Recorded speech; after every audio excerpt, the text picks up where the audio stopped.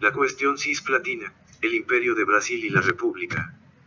Los antecedentes de los conflictos cisplatino y la formación del dominio portugués en la cuenca del Amazonas.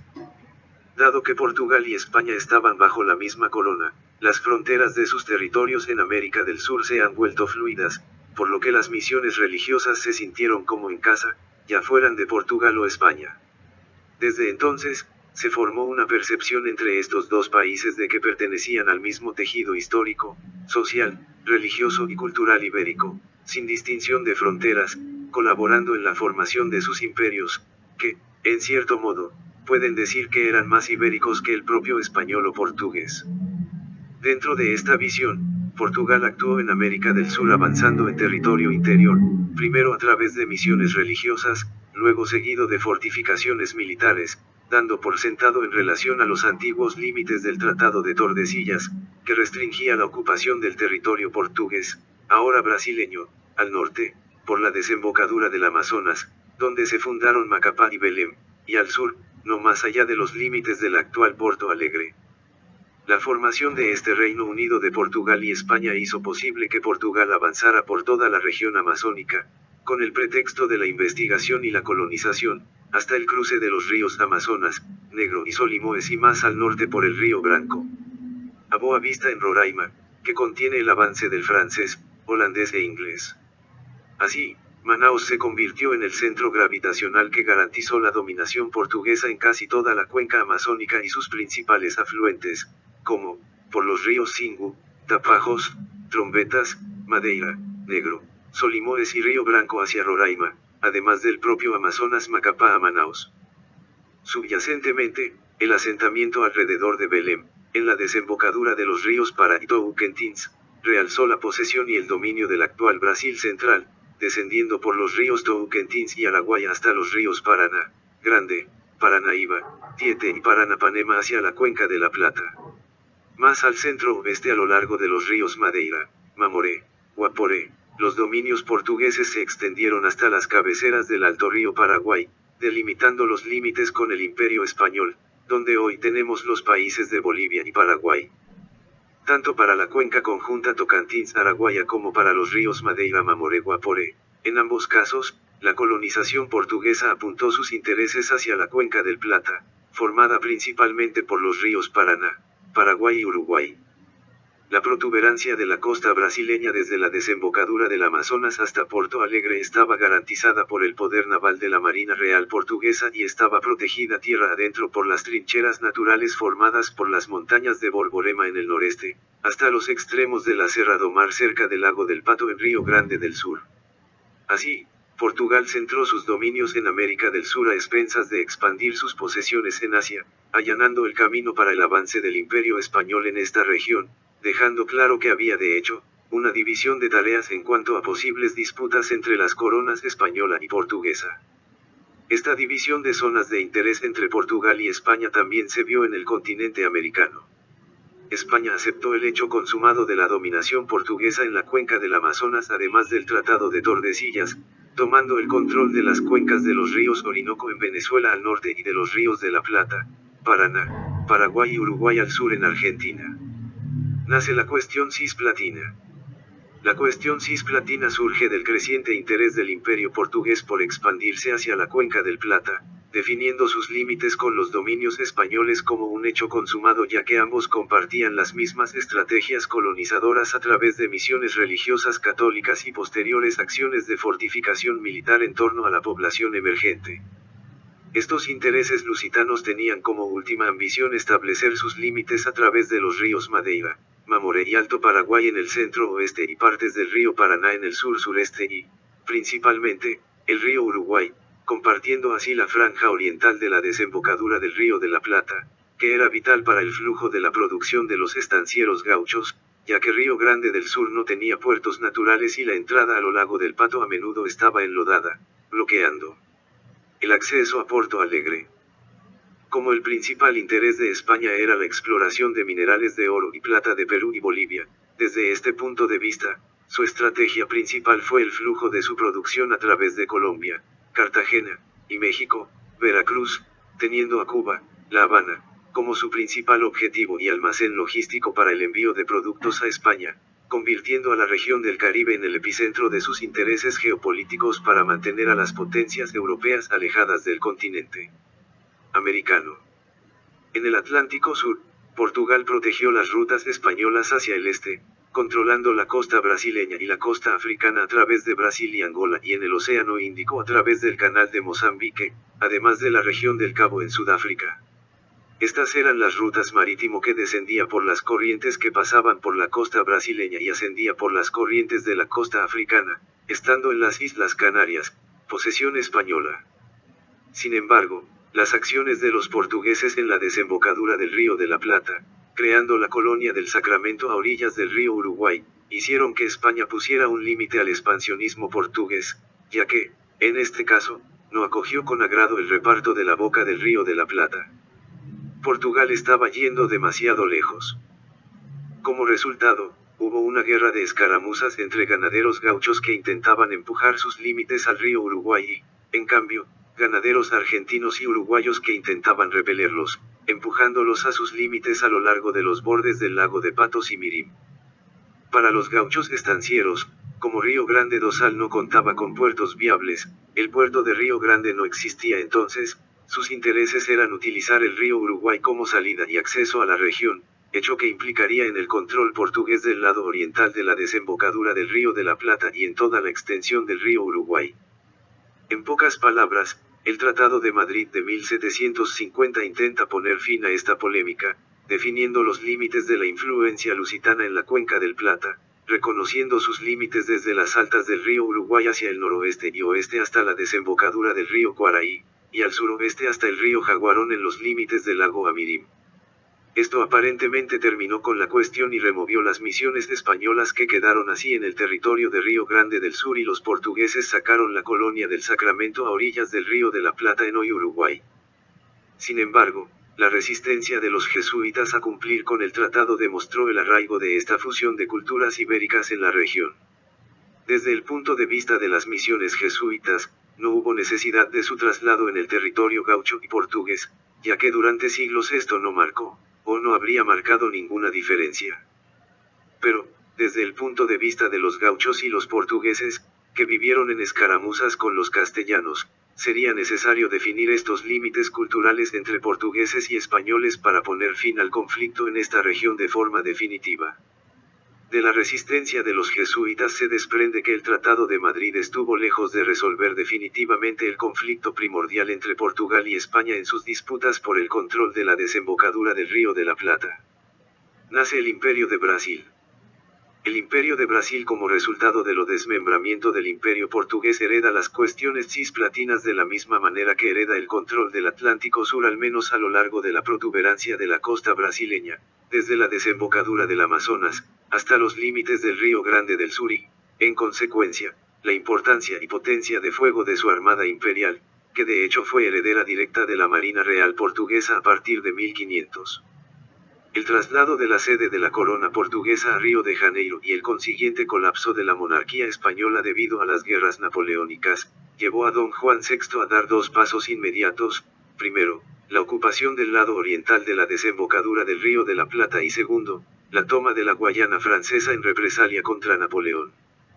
Estas dos acciones fueron un intento de mantener las estrategias ibéricas en el continente americano, reforzando la dominación portuguesa en el Atlántico Sur y las rutas hacia el este.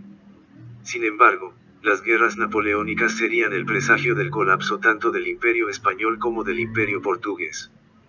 Don Pedro I hereda la cuestión del cisplatino de su padre, y los argentinos y uruguayos, como herederos del fallecido Imperio español, no solo retoman las escaramuzas de estancieros, sino que definen un verdadero estado de guerra que obliga a don Pedro I y al Imperio de Brasil a reconocer el límites del Tratado de Madrid de 1750, y su consecuencia el Tratado de San Ildefonso de 1777, renunciando definitivamente a cualquier aspiración de controlar la banda oriental del Río de la Plata. Como una especie de extensión al Tratado de San Ildefonso de 1777, y teniendo al Imperio británico como sustituto del Imperio español como la fuerza política dominante en la geopolítica del mundo en ese momento, nació la República de la Banda Oriental de Uruguay, teniendo por tratado internacional como garantes de su independencia e integridad territorial, la República Argentina, el Imperio de Brasil y el Imperio Británico. Este tratado que da como resultado el nacimiento de la República de Uruguay define nuevos contornos a las escaramuzas entre gauchos, ahora brasileños, argentinos y uruguayos, dejando de ser un conflicto entre estancieros colonizadores para ser un juego político de influencia en la región de la Cuenca de la Plata, ya que para acceder a las provincias de Mato Grosso y el medio oeste brasileño, fue necesario utilizar las vías fluviales de los ríos Paraná y Paraguay, ingresando por la desembocadura del Río de la Plata bajo el control de los argentinos. Desde el punto de vista del Imperio de Brasil, era importante que Montevideo estuviera bajo su zona de influencia para garantizar el acceso al medio oeste brasileño.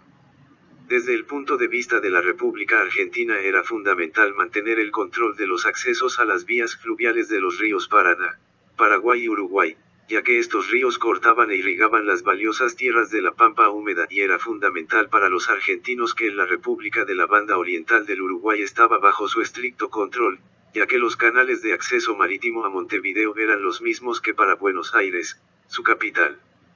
Desde el punto de vista británico era interesante que ninguna de las partes tuviera más peso que la otra, y tan pronto como la República de Uruguay se mantuvo autónoma, sirvió de amortiguador a las tensiones en la región. La Guerra de Paraguay. Solano López se cuela en el conflicto geopolítico de la región cisplatina, que de ninguna manera fue suya. No tenía poder político para enfrentar ni a Argentina, Brasil, ni Uruguay, y colateralmente tampoco al Imperio Británico, el poder dominante de esa época. López tenía tan poco poder militar o económico como Paraguay tenía menos de 1 millón de habitantes con una baja densidad de población y mucha tierra improductiva. Desde ese punto de vista, cualquier análisis de la Guerra del Paraguay se convierte entonces en el desciframiento de un complejo rompecabezas, ya que Solano López atraviesa perentoriamente un tema históricamente sensible como el de la región cisplatina, aparentemente desconociendo sus antecedentes y sin analizar con detenimiento las repercusiones de sus acciones, así como las reacciones que sin duda vendrían, como de hecho lo hicieron. Entonces, cuando López le pide permiso al gobierno argentino para ingresar a Brasil y Uruguay, muestra pueril, creyendo que los argentinos tendrían algún interés en cualquier tipo de alianza con Paraguay para eventualmente compartir el control de la banda oriental en la desembocadura del Plata con Solano López. El principal conflicto histórico en la República Argentina en ese momento fue el de tener que aceptar una parte de su soberanía sobre la desembocadura del Río de la Plata, aceptando la existencia de la República del Uruguay, que existía en virtud de un tratado internacional garantizado por nada menos que el Imperio Británico, y colateralmente todavía tenía que convivir con las presiones que el Imperio de Brasil ejerció sobre Montevideo. La idea de tener otro participante en este imbroglio era impensable. La leyenda de que Solano López apuntaba a una salida al mar es ingenua y tonta. Mucho antes de llegar al mar, desde una supuestamente poderosa flotilla fluvial, por bien armada que estuviera, debía navegar por toda la costa argentina por el río Paraná, tomar el control del acceso al Río de la Plata, enfrentarse a la Armada Argentina y, aunque tuviera éxito en este empeño, tendría que enfrentarse a la Armada Imperial de Brasil, que era la mayor fuerza militar de la región. Por otro lado, si lograba invadir Río Grande del Sur, no encontraría lugar para anclar su flotilla fluvial, ya que toda la costa de Río Grande del Sur no era propicia para la existencia de puertos naturales. El puerto de Río Grande hoy está conformado por importantes obras de ingeniería realizadas a principios del siglo XX. Además de todo el fiasco, lo más intrigante en esta historia de la Guerra del Paraguay fue la invasión de la provincia de Mato Grosso, abriendo un frente de batalla que iba desde Cuiabá a Porto Alegre, una tarea hercúlea para un país pequeño y pobre con menos de 1 millón de habitantes y sin producción alguna, y aún sin capacidad para establecer alianzas con nadie. Ni Argentina, ni Uruguay, ni Brasil, y mucho menos los británicos, tendrían interés en aliarse con López debido a la absoluta falta de interés estratégico de Paraguay en el tema del cisplatino, que como hemos visto, se remonta a los juegos geopolíticos entre Portugal y España desde 1500. Lo más extraño de esta guerra paraguaya es que ante la negativa del gobierno argentino a permitir el paso de tropas paraguayas por su territorio, fue la insistencia de López en continuar con el emprendimiento. Si hubiera dado un paso atrás, el evento habría sido históricamente ignorado, pero a medida que avanzaba violentamente, no solo desató una feroz guerra de 5 años, sino que también terminó devastando Paraguay. La pregunta es por qué, después de todo, López insistió tanto en involucrarse en una guerra con estrategias tan atroces sin la menor comprensión de la escala del problema en el que se estaba metiendo. El blanco de López. El blanco de López era sin duda el Imperio de Brasil, pensando que al crear un frente de guerra desde Cuiabá a Porto Alegre provocaría la ruptura del Imperio de Brasil heredero del Imperio portugués, que tenía fuertes relaciones dinásticas con Gran Bretaña y que tenía aún una armada con la mayor potencia de fuego de la región. Entonces, el objetivo era derribar al Imperio de Brasil, creyendo que la guerra haría que sus provincias se dividieran en republiquetas bananeros y destruyeran a la Armada Imperial, una fuerza considerable desde la desembocadura del Amazonas hasta las cercanías del Plata, y un obstáculo para cualquier otra fuerza con intereses hegemónicos en la región. Contrariamente a las ambiciones de López y sus supuestos y desconocidos financieros y partidarios, la guerra en Paraguay fortaleció aún más a la Armada Imperial brasileña al crear fuertes lazos con la Armada Argentina, y no con el ejército como dice la leyenda. Para un territorio vacío como Brasil en ese momento, la Armada era la fuerza militar predominante. Sin carreteras, era la Armada la que transportaba tropas, de lo contrario quedaban aisladas, y no por casualidad. La guerra paraguaya se ganó principalmente a través de batallas navales por el control de las vías fluviales Paraná, Paraguay, Uruguay. El ejército de Brasil nunca logró reemplazar a la Armada Imperial en su rol geopolítico de proteger esta inmensa costa brasileña desde Oiapoque hasta Chuy. Tampoco pudo alcanzar la misma importancia estratégica. El derrocamiento y desmantelamiento de la Armada Imperial junto con el Imperio de Brasil fue lo que hizo posible la posterior invasión francesa de Amapá, una acción que el ejército no solo no pudo evitar, ni pudo retomar Amapá por la fuerza militar. Fue un antiguo remanente del Imperio de Brasil, el barón de Río Branco, quien con gran dificultad, a través de mucha diplomacia, logró que Amapá regresara a Brasil. Militarmente, el ejército fue muy capaz de destruir el imperio, pero nunca de detener este intento de Francia de expandirse hasta la desembocadura del Amazonas, ocupando Amapá. La República de los Estados Unidos de Brasil. La institución de la República de los Estados Unidos de Brasil el 15 de noviembre de 1889 fue catastrófica para nuestra historia. No fue la República la que se instituyó, sino el Imperio de Brasil el que fue destruido junto con todos los símbolos geopolíticos históricos que representaba. Cayó el emperador, cayó la Armada Imperial y también cayó el poder geopolítico que el Imperio brasileño había heredado del Imperio portugués, así como la capacidad de Brasil para definir su propia soberanía y políticas como la de una nación independiente. Una de las principales consecuencias de la caída del Imperio de Brasil, como se dijo anteriormente, fue la ocupación de Amapá por parte de los franceses en represalia por las derrotas políticas impuestas a Francia por don Juan VI de Portugal. Cuando cayó su nieto don Pedro II de Brasil, cayó el último descendiente directo de las políticas de Portugal contra la dominación napoleónica, y la República de Brasil puede verse como una sujeción, una represalia, un sometimiento de nuestra historia a las hegemonías ideológicas tanto de Francia como de Estados Unidos de América con la Constitución de la República de los Estados Unidos de Brasil. Los hechos hablan por sí mismos.